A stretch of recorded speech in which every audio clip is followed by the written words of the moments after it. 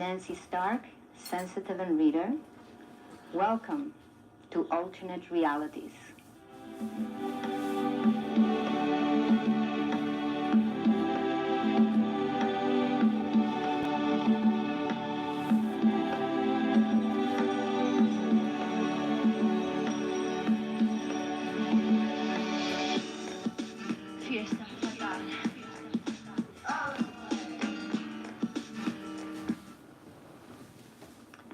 My co-host is Rigel Hunter, Hello. writer and actor, brilliant I might say, Oh. and also this is David Jubb, and he's a shaman, even though he has many other qualities as well, and he studied many other things. This is what he likes to go by. Hello, David. Hello, Nancy. Oh, Good to be here. Good.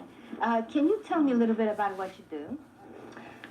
Well, the last year, for the most part, we've run a series of lectures called Super Immunity in Manhattan on 13th Street. I have a program called Whole Brain Functioning, and it's about verbal and non-verbal patterns that allow us to live in the whole of ourselves. So verbal and non-verbal, that includes everything else, including nutrition and everything. Patterns that allow us to live in the whole of ourselves. So how we think, how we use our body, what we bring into our body, and patterns that allow us to live more in the whole of ourselves. Mm-hmm. And so we have to start somewhere. And for the most part, we often start with nutrition and get people's nutrition, working good. And so we have what we call life, food, nutrition, and basically life begets life and dead begets dead. And so it's a lot about that. Mm-hmm. Yeah, I know. I personally went to David for a diagnosis, and I thought it was overwhelming how correct he was. And I've been following his advice, and I find it to be very healing. And it is something that, again, is very empowering, where I have changed my diet to some extent, even though my diet initially was very good. It's even better now. And I've brought in some natural supplement and herbs, and it really makes a difference. It truly makes a difference. And being a shaman too, I'm sure that it isn't just straightforward intellectual knowledge. I think that you go through other levels of communication as well. You really could say that, there's fancy words to describe kind of what the shaman did. Hypnosis, that's a fancy word, really. Most of the medicine people, for the most part, they really are communicating on another level. And they really are more astute on this level. And the very first time I ever connected with someone that was like this, I really was very delighted. Mm-hmm. Because here was a person who was masterfully communicating on another level. It was very delightful because this person was loose and didn't care too much necessarily to be rational.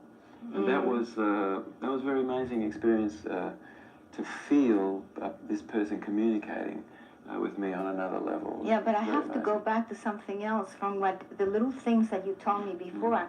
Even though you work on this very magical level of communication and changing people as a result, you also went the path of learning through the schooling that most people get. And I think that you ultimately rejected most of it as not really working, as not being live. Is that true? You probably could say that a person who's a little insane and somebody who really is a prophet, they really have something in common with each other. And the thing they both have really in common is that they less than are accepting of the values and somewhat mostly in the world. And, I think we all should really strive to be better than anyone's definition of things and to go beyond where we are. And all of us, we could really ask, is there a better way? And to continue to strive for that and to keep mystery open. Really the mind is like a parachute, and it really works when it's open. I mean, you notice I didn't say a word, right? I know. You were taking it all in, I think. I thought this is fascinating. But when you talk about learning and moving on, for example, in the life of someone great like Buddha, who historically, he went right into stuff, learned what people had to teach him, then felt what else can you teach me? And then moved on. So he was accumulating constantly this knowledge and information and experience until he became what he became. Oh, interesting you should say that, because I think that I've had this experience too. I'm an astrologer, but I didn't stop after 3 years of studying it. It's something that I think is a lifelong quest that is continuously becoming clear to me what astrology means, how I can use it. It sometimes become more obscure too, but that's the quest, and I think that you probably are in the same path. It's very amazing. In whole brain functioning, we have these four levels of learning, and then sometimes that will ask a person, well, you know, are you comfortable where you are? And the person says yes, they're perfectly comfortable where they are. For the most part, we call this zero-level learning. Learning level 1 is when we learn something, and if that was about neurolinguistics or that was about the chakras or something, there's a sophistication of our thinking that happens. So that's learning level 1. Learning level 2 is realizing, my goodness, there's strategies in the way we're learning, and then so that's learning level 2. So a strategy for learning might be, you know, being more tolerant, or having a degree of tolerance. That really is quite a wonderful learning strategy. And that we need too, especially living in a place like New York. But I think that it always is very helpful to have a demonstration of what a person does, because words can go on forever, and if you don't actually see it, but it's just going to be a taste. This is not the whole thing. So Rigel has consented to be, you might say, what is it, the honoree. Guinea pig. It's not patient, it's honoree. I don't know what else to call it. Now, I have been to a doctor on Staten Island just 10 days ago, so I do have an area, if I know the stuff I have to work on physically, emotionally, mentally, and all that stuff. So I don't mind whether it's a doctor with an MD or a shaman like David. As long as I can take control of my life and become more satisfied with my own life, I'm willing to incorporate any method. I am that open. Oh, that's wonderful. But whatever works, you know. Well, but I'm willing I knew that about you, for sure. Yes, I'm willing to have a go. But I do know that I need to work through my own stuff. I'm aware that I have issues I'm facing. And so, do you want him to sit closer to you? So if I move on to here, that's this a good idea. will sort of help a little bit. Okay then. Ordinarily, you know, I would have a light, and I just would quickly look to see actually what's happening in Nigel's eyes. Oh, is so that? The very first thing actually that I do is connect with the person and just kind of feel their hands and feel the texture of their skin and things like that. Right. Mine varies. Yes, yes. And the kinds of things that I'm feeling for, what are the essential fatty acids, if there are the adrenals on, because some people's adrenals could be screaming silently, of course, without them knowing, and this sort of a thing. And whether and actually there's, you know, how the adrenals really are working, and I'm feeling kind of the moisture, I'm feeling the temperature of Rigel's hands. And Rigel's hands is relatively warm, and we have just a tiny, small amount of moisture, which is indicating the adrenals are on a little bit. So now let's just have a quick look in Rigel's eyes. Now, it's less than possible for me to share everything in the moment that we have, but we can share just a couple of things. Yes, this is just going to be This is actually science iridology, isn't it? Yeah. Definitely. Okay, so the very first thing I notice is that Rigel has just a tiny bit of hypoglycemia, and the way that I tell that is such a big word. Yes, that's a big word, isn't it? Hypoglycemia. It actually means low, less than excellent level of blood sugar management, basically. No. Is that because I ate candies today? It is, yes, quite possibly, certainly, because simple sugars cause insulin to be released. Right. And insulin lowers glucagon, and glucagon is a hormone which actually the brain sequesters sugar. And so during this period of time when somebody has had simple sugars, insulin has been there, and that's like drawn the sugar more or less into the muscle and this sort of thing. And right. So the brain could have gone without sugar for a period of time. But so that's one of the first things, and I can tell this just a little bit because of the inside of the pupil, and the roundness of the inside of the pupil. And so now I'm looking at the tissue just directly around the very outside of the pupil, to look at the stomach mainly, And you can see the stomach. yes, I can see the tissue that's reflexing through the stomach. See, when we were only That's 6 great. cells and every cell grew out of every cell, grew from every other cell, I do have a stomach. it is Yeah. quite, Oh, you know, good. I'm connected. glad So now, Nigel has just a very modest, underactive tummy, a tummy that we That's need to true. pick up just a little Yeah, bit. it's always been a problem. Yeah. From birth. I know that I've never balanced that ever. I mean, that's a fact. Okay, so now there's a couple things.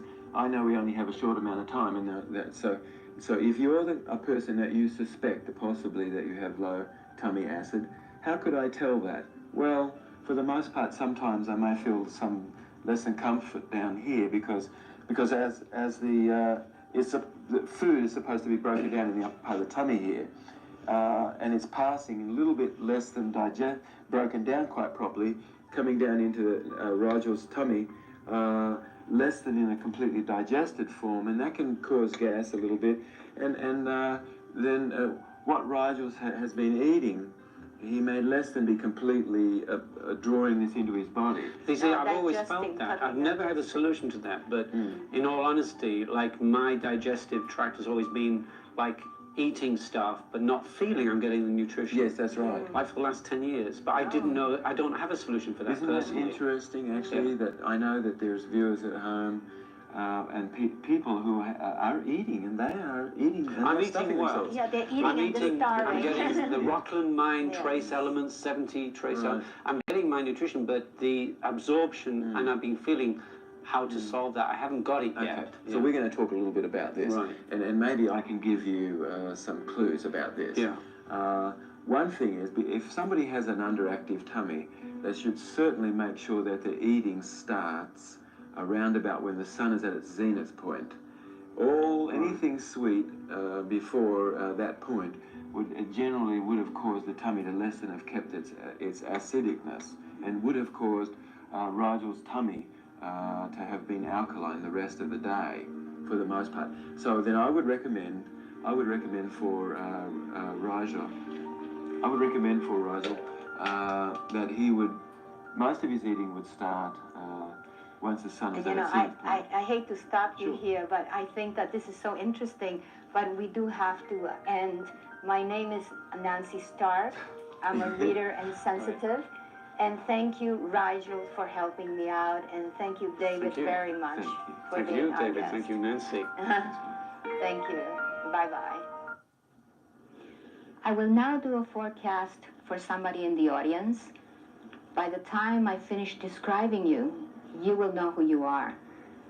You're going to community college. You're about 23 years old. You have sandy, short hair. You have sort of grayish eyes. You're about 5'6" tall, medium build, and you're becoming very disturbed about continuing your education. I suggest you stay with that, because at the end of the road, when you do graduate, you will be working behind the scenes for a while, but afterwards, I really see you being someone who's heard, who is very public, who is very much on the spot, and somebody who really has something to say. And this is only a time for building up to that point, and it's like paying your dues for a while.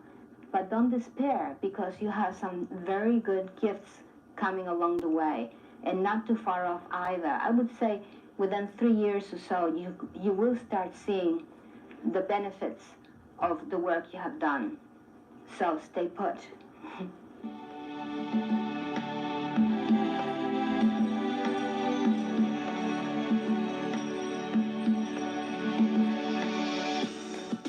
Fiesta fatal.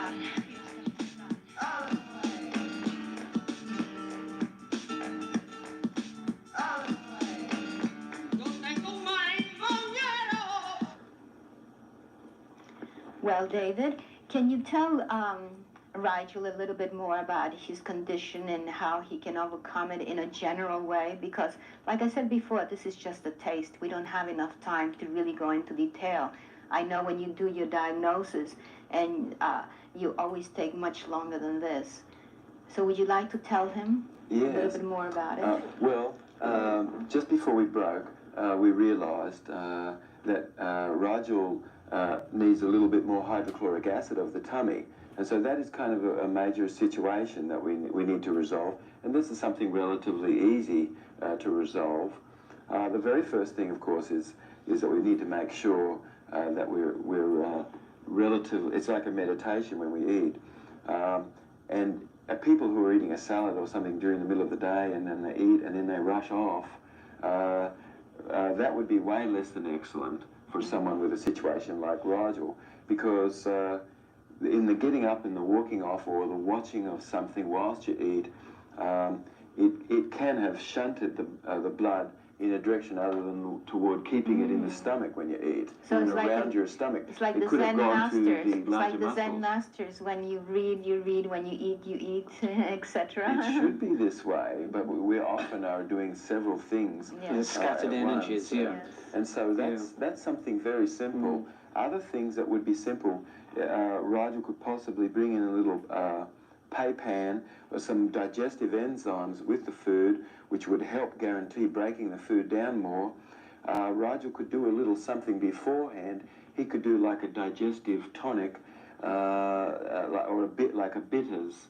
A gentian or something like that. Yes, like a gentian root, and I would bring a little hawthorn berry in, and Right. little amalaki berry, and then a little ginger, and a little green pepper, and a little cardamom, and a little licorice, a little lemongrass, You see, and make a formula like that, and, Yeah. and have something like that 20-40 minutes before consuming anything, which actually helps prepare the stomach, Right. causing the hydrochloric acid to be present.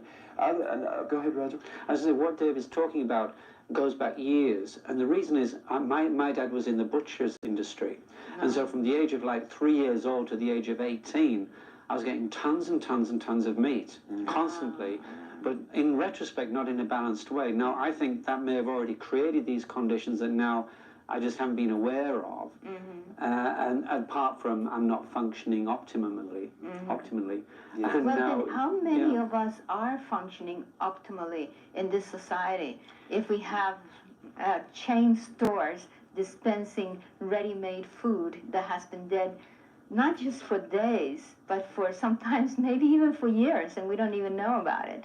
Very dead. Actually, there's plenty of studies that show that we have a light body and we have a physical body, and when we bring light in, it enhances our light body enormously. You could go to one of these health shows and you put your hand into one of those little black boxes, and your Yes. fingers go Cheerleading down onto photography. that plate. It'll take a picture of The energy. corona of electromagnetic energy that's coming off Right. the hands, Yeah. the fingertips. It is so amazing that when somebody is ingesting light, and they have a habit of this, bringing in light, so food which is in its uncooked form has light within it, and food, once it's cooked, it loses its light.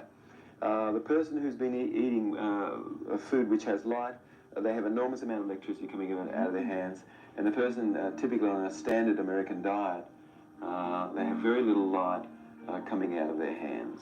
I Very see. little. I see. Yeah, and I think that you can feel it in your body, how well you feel, how badly you feel. Yeah, he's hitting on stuff that I personally can say, I need to get more in control of this. I'm healthy, but I know I can be better. You know, and actually to people viewing today, you know, it's good to hear things in a way so that we're kind and gentle to ourselves. When we go to change something around, we should be kind and gentle. It should fit at home. It would be no good, Roger, you know, going home and saying to people at home, well, that's it for cookies, or Just Yeah. that's it, Yeah, you know, yeah. for that, and you know, things Extremes. have It to fit. has, Yeah. yeah, it Things has have to to be a fit. gradual change also, Right. and as your mind is able to embrace different ideas and understand them, you can change your lifestyle as well. And so I really, like you say, so therefore, you know, you like people when they do make a change, for that change to be gradual and to be with empowerment through understanding what you're doing, Well, and through natural means like Yes. herbs and things so like that. being soft and gentle with ourselves is possible for an instantaneous change that can happen. Some people have the ability to do that, but that, as Nancy said, probably the more that we're soft and gentle with ourselves, we look to see how things fit and this sort of thing. So that's important. And if somebody just starts to make some changes, gosh, that's amazing, because most people may less than even be aware at all. And out of the 135 medical schools in this country, there's only 35 that require nutrition as a course. And maybe for and 3 hours or yes, something. Well, the average amount of time that's spent with an allopath, which is our licensed physician and osteopath, the average amount of time in their training is only 2.5 hours.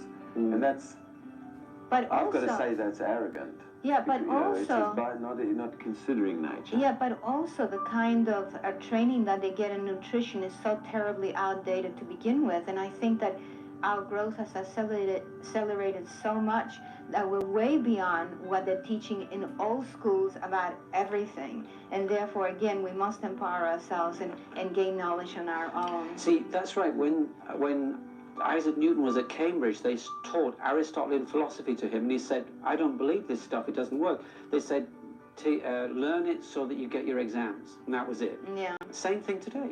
Yeah. He brought a new era in his day. But it's the same thing, learn it to get your exams, but there's more going on. That's absolutely true.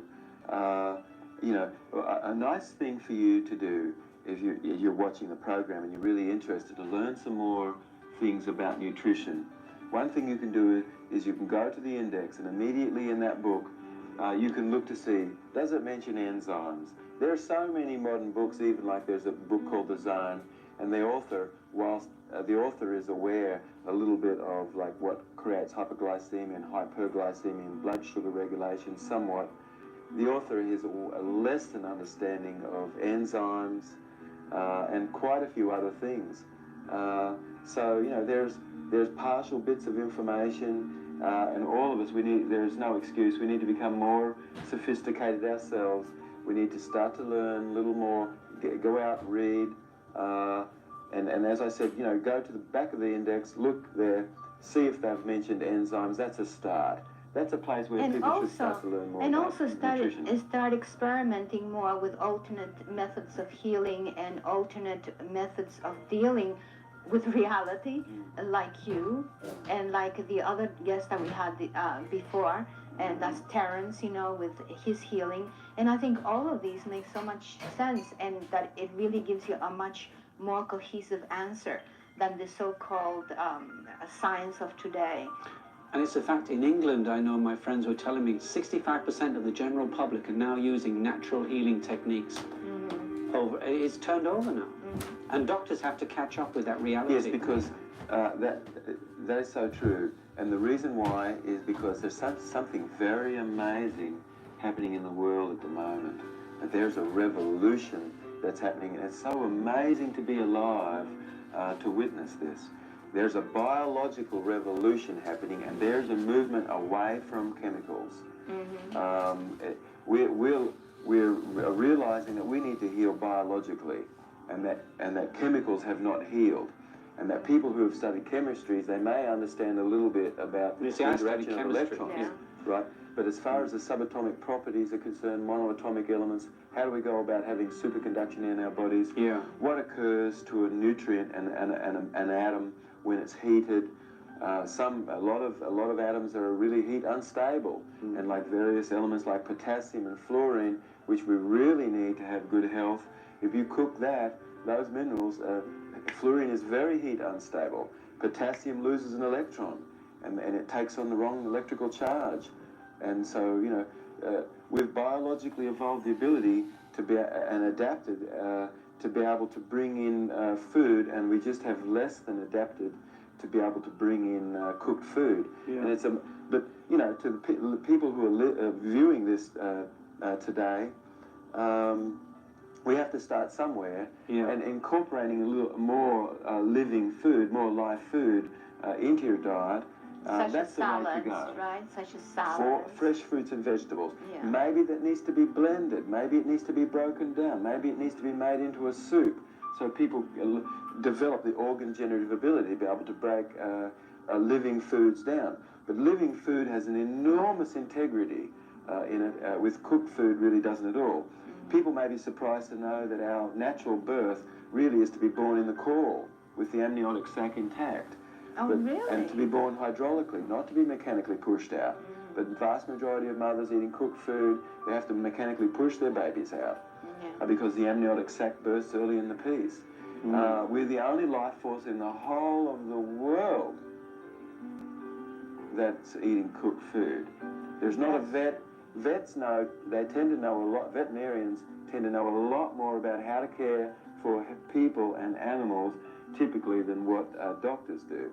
I mean, the farmer knows that the farmer is not going to spend $75,000 on a hip replacement for the bull, you know, when 3 cents a day with a little calcium in the diet is totally going to take care of that. Well, and on that note, I think that we can go on talking about this forever, and I wish we could. We have to finish up, and this is Nancy Stark, and this is Alternate Realities. I hope you enjoy the show, and may it be entertaining and also a source of growth. Thank you.